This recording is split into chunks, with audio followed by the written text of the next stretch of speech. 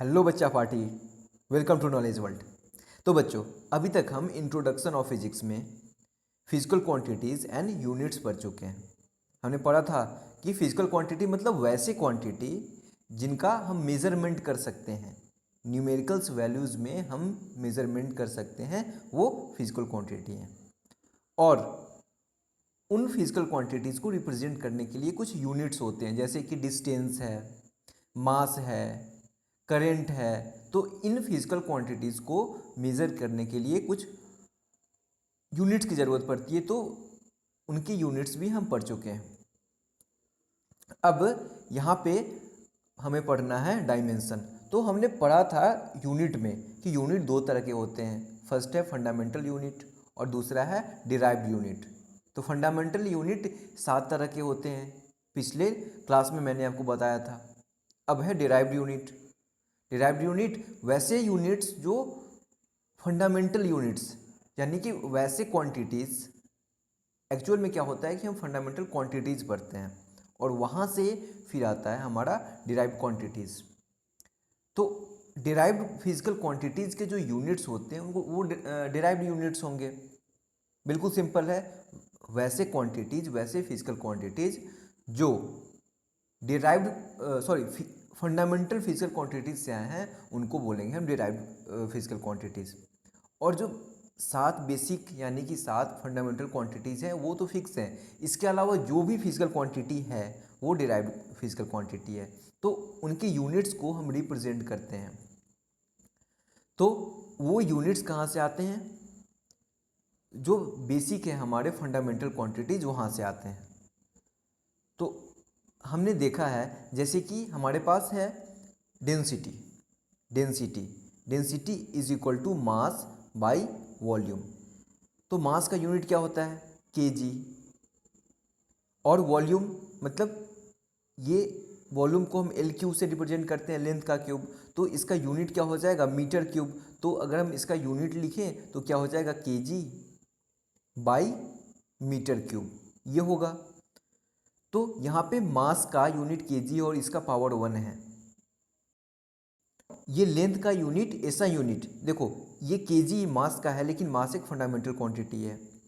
और ये metre length का है, लेकिन मीटर एक फंडामेंटल क्वांटिटी, यानी कि लेंथ का जो यूनिट होता है मीटर, ये एक फंडामेंटल क्वांटिटी है। तो ये जो डेंसिटी का फॉर्मूला आया हमारा, ये फंडामेंटल क्वांटिटीज से आया हुआ है। और इसके बाद मैंने पहले ही बताया था आपको कि इसके बाद जो भी फंडामेंटल क्वांटिटी हम पढ़ने वाले हैं, जो भी क्वांटिटी पढ़ने वाले हैं, अगर वो फंडामेंटल नहीं है तो उनका यूनिट, वो फंडामेंटल क्वांटिटी, उनका जो बेस यूनिट होगा वो फंडामेंटल क्वांटिटी पे ही डिपेंड करेगा।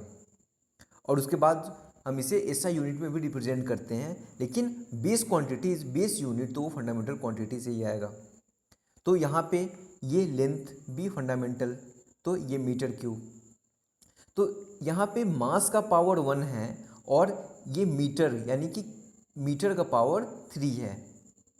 तो ये जो एक्सपोनेंट्स होते हैं उनको रिप्रेजेंट करने के लिए हमारा कॉन्सेप्ट आया डायमेंशन का। ये जो एक्सपोनेंट्स होते हैं, मास का एक्सपोनेंट 1 है, लेंथ का एक्सपोनेंट 3 है। तो जैसे कि हम काइनेटिक एनर्जी का फार्मूला पढ़े हैं, हम पढ़ चुके हैं already, half M V square. तो मास का केजी। और वेलोसिटी का यूनिट क्या होता है? आप बताओ वेलोसिटी का यूनिट होता है, देखो आप तो बता नहीं सकते हो तो मैं ही बता देता हूँ। यहाँ पे मैं फिर से लिखता हूँ हाफ एम वी स्क्वायर। तो ये केजी और वी स्क्वायर मतलब कि मीटर पर सेकेंड। चलो मैं ही बता दिया, आपने नहीं बताया, मैंने बता दिया, मुझे पता है आपको नहीं पता। ओके, तो ये हो गया KG metre square by second square हुआ। तो यहाँ पे केजी क्या है? केजी यूनिट ऑफ मास है, मीटर क्या है? यूनिट ऑफ लेंथ है, और सेकेंड क्या है? यूनिट ऑफ टाइम है। तो ये केजी, मीटर और सेकेंड, ये तीनों फंडामेंटल यूनिट्स हैं। तो इन फंडामेंटल यूनिट्स के, इन बेसिक यूनिट्स के कुछ पावर हैं, जैसे कि केजी पावर मतलब एक्सपोनेंट केजी का पावर 1 है, एक्सपोनेंट 1 है। मीटर का एक्सपोनेंट 2 है और सेकेंड का एक्सपोनेंट भी 2 है। ओके, ये डिवीज़न में है बट इसका एक्सपोनेंट 2 है।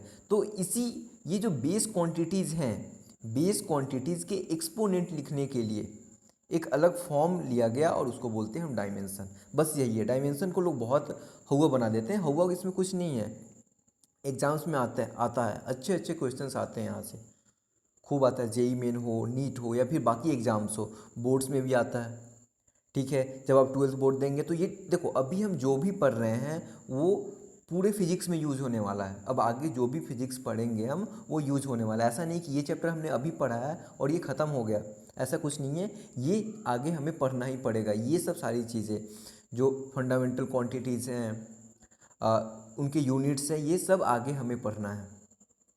ओके, तो डायमेंशन क्या होता है कि the exponent of base quantity that enters into the expression. जो एक्सपोनेंट जैसे कि आया था KG metre square by second square, किस चीज़ का यूनिट आया था? बोलो, kinetic energy, half mv square. तो ये एक्सपोनेंट ऑफ बेस क्वांटिटी, ये बेस क्वांटिटीज़ हैं। केजी यानी कि मास, लेंथ, सेकेंड, ये बेस क्वांटिटीज़ है और उनके एक्सपोनेंट, तो that is called dimension of the quantity in the base. That is called dimension of the quantity in the base. इन्हें बोलते हैं हम डायमेंशन ऑफ क्वांटिटी, यानी कि kinetic energy, the dimension of kinetic energy will be KG metre square by second square. तो अब यहाँ से एक तरीका दिया गया, क्योंकि देखो हुआ क्या कि जो बाकी क्वांटिटीज़ होते हैं उनके मैग्नीट्यूड्स को भी ऐसे लिखा जाता है। तो ये डायमेंशन को अलग करने के लिए जो इसका यूनिट है, क्योंकि ये तो बेस क्वांटिटी, ये बेस यूनिट है, इसका बेसिक यूनिट है, ये ऐसा यूनिट नहीं है, ये बेसिक यूनिट है। एनर्जी का तो ऐसा यूनिट होता है जूल, काइनेटिक एनर्जी जूल में मेज़र करते हैं हम, तो ये बेसिक यूनिट है। तो इसको बेसिक यूनिट्स से अलग करने के लिए, यानी कि डायमेंशन को अलग करने के लिए हमने एक फॉर्म तैयार किया है। हमने नहीं, साइंटिस्ट ने, मैंने नहीं किया है, साइंटिस्ट ने किया है। ठीक है, तो ये बहुत पहले के represented by one letter symbols, dimension को रिप्रेजेंट करने के लिए। देखो अभी जो मैं बता रहा हूँ वो याद कर लो, पूरे क्लास 11th में, पूरे क्लास 12th में ये यूज होना ही है, ये फिक्स है, ये यूज होना है और एग्ज़ाम तक। इसके बाद जब आप हायर स्टडीज़ के लिए जाओगे फिर भी ये यूज होना है, ये आपका अब कभी पीछा नहीं छोड़ने वाला है। ओके, तो मास m, लेंथ l, टाइम को t से, देखो ये कैपिटल M से, ये कैपिटल L से, ये कैपिटल T से, करंट को I से रिप्रेजेंट करते हैं। टेम्परेचर, जो थर्मोडायनेमिक टेम्परेचर होता है उसको K से, केल्विन उसका यूनिट होता है, ऐसा यूनिट, तो उसको हम K से रिप्रेजेंट करते हैं। तो 1 2 3 4 5 5 तो आपको याद हो गया।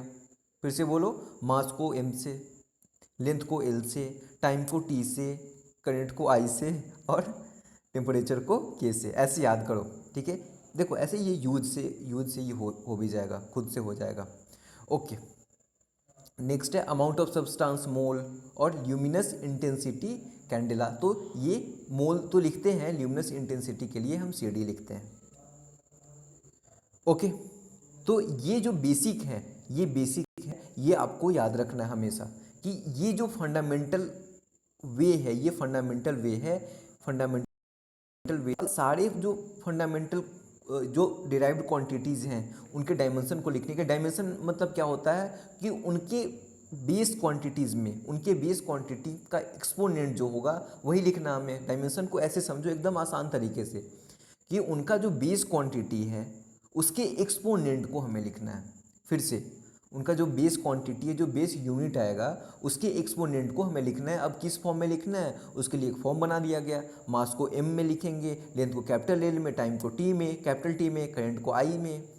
तो ये तरीका है। अब इस पे चलो एक क्वेश्चन देख लेते हैं। जैसे कि फोर्स हम बहुत यूज़ करते हैं, क्लास 9 10 से फोर्स, क्लास 9 10 क्या, उससे पहले से भी हम फोर्स पढ़ते आ चुके हैं, पढ़ रहे हैं हम। तो force is equal to mass into acceleration, direct होता है। फोर्स का फॉर्मूला होता है मास इंटू एक्सेलरेशन।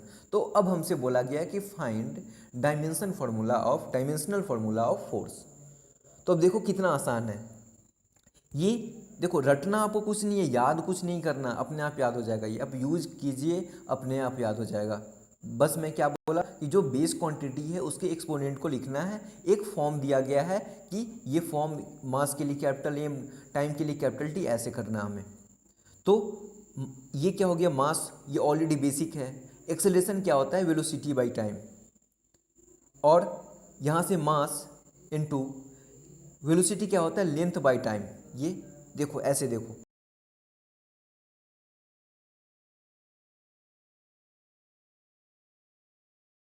क्या होता है, वेलोसिटी बाई टाइम। तो वेलोसिटी को हमने लिखा लेंथ बाई टाइम, और ये टाइम जो नीचे था यहाँ पे मैंने मल्टीप्लाई कर दिया, तो ये टाइम स्क्वायर हो गया। तो यही चीज़ है यहाँ पे कि mass into length by time square. तो अब ये तीनों बेस क्वांटिटीज़ में आ गए। हमें सबसे पहले बेस क्वांटिटी में लाना है किसी भी फंडामेंटल क्वांटिटी को, किसी भी डिराइव्ड क्वांटिटी को, कोई भी फिजिकल क्वांटिटी हमें डायमेंशन के लिए बोला गया है। तो फंडामेंटल क्वांटिटी का तो डायरेक्ट मिल जाएगा हमें। तो किसी भी डिराइव्ड क्वांटिटी का हमें डायमेंशनल फार्मूला निकालना है, तो सबसे पहले उसे बेस क्वांटिटी में लाओ। तो मैंने ला दिया यहाँ पे। ओके, अब इसका एक्सपोनेंट हमें लिखना है। तो चलो मैं थोड़ा यहाँ पे इसे रब करता हूँ। हाँ, अब क्लियर दिख रहा है। अब मुझे भी दिख रहा है, आपको भी दिख रहा है, क्योंकि मुझे दिखेगा तभी आपको दिखेगा, मुझे नहीं दिखेगा फिर आपको नहीं दिखेगा। ओके, बहुत बहुत बकवास कर लिया मैं। ये एफ इसको रिप्रेजेंट करने के लिए देखो, कभी भी जो देखो, अगर यहाँ पे इफ़ मैं नहीं लिखता, यहाँ पे इफ़ मैं नहीं लिखता तो ये फोर्स का मैग्नीट्यूड हो जाता। इफ़ नहीं लिखता, नहीं, ये ब्रैकेट में इफ़ नहीं लिखता तो ये, अगर ये ब्रैकेट ना दूँ मैं, ये मैं मिटा दूँ ब्रैकेट, तो ये फोर्स का मैग्नीट्यूड हो जाता। तो डायमेंशन को जो बाकी मैग्नीट्यूड है उससे अलग करने के लिए एक ब्रैकेट में जिस क्वांटिटी का हम डायमेंशनल फार्मूला फाइंड कर रहे हैं उसे हम लिखेंगे कैपिटल ब्रैकेट में, बिग ब्रैकेट में, कैपिटल ब्रैकेट नहीं, बिग ब्रैकेट में। ओके, तो यहाँ पे मास का m हो गया, लेंथ का l हो गया और टाइम का t, और ये अगर ऊपर जाएगा तो ये नीचे में यानी कि डिनोमिनेटर में ये पावर का, इसका पावर 2 है, इसका एक्सपोनेंट 2 है, तो अभी ऊपर जाएगा तो इसका एक्सपोनेंट हो जाएगा t⁻⁻²। ये फोर्स का डायमेंशनल फार्मूला एकदम आसान था। ऐसे ही काइनेटिक एनर्जी, हाफ mv², तो हाफ तो ऑलरेडी कांस्टेंट है, मास का kg और वेलोसिटी स्क्वायर यानी कि मीटर पर सेकेंड, इसको बेस क्वांटिटीज़ में हमें लाना है तो मीटर पर सेकेंड का स्क्वायर। तो ई मास को हमने लिखा है m, कैपिटल M, बेस, इसका बेस क्वांटिटी होता है। ये लेंथ l², और टाइम t⁻², क्योंकि ये डिवीज़न में है, यहाँ पे डिनोमिनेटर में t⁻² है तो ये ऊपर जाएगा और t⁻² हो जाएगा।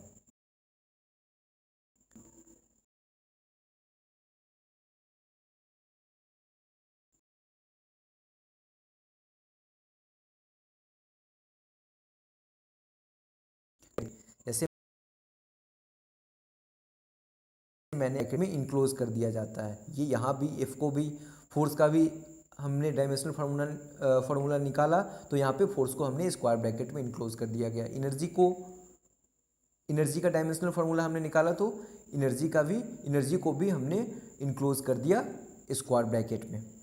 ओके, तो यही चीज़ है कि ये स्क्वायर ब्रैकेट में to remind that the equation is among the dimension not the among the magnitude. जो इक्वेशन है हमारा वो ये डायमेंशन का है, जो इक्वेशन दिया गया है ये डायमेंशन का है, ना कि मैग्नीट्यूड का है। अब हमारे पास एक क्वेश्चन ये आपको सॉल्व करना है। Find the dimensional formula of the following quantities. ये जो फॉलोइंग क्वांटिटीज जो दिया हुआ है, फर्स्ट है universal constant of gravitation capital G and surface tension S। तो ये दोनों का फॉर्मूला मैं बता देता हूँ, F = G m1 m2/r², ये, और S = ρ(g(r)h/2), ये सरफेस टेंशन का है। तो आपको डायमेंशनल फार्मूला बताना है। फर्स्ट क्या हो गया, लिख लो अपने कॉपी में लिखो, if equals to ji m1 m2/r²। यहाँ से हमें जी का फाइंड करना है और सरफेस टेंशन दूसरा है S equals to rho G HR/2। तो जल्दी से फाइंड करके आंसर कमेंट करो, इसका डायमेंशनल फार्मूला कमेंट करो। ओके, और जल्दी से आंसर लिखो और आगे ऐसे हम कंटिन्यू करने वाले हैं इसका प्रैक्टिस। Okay, thank you.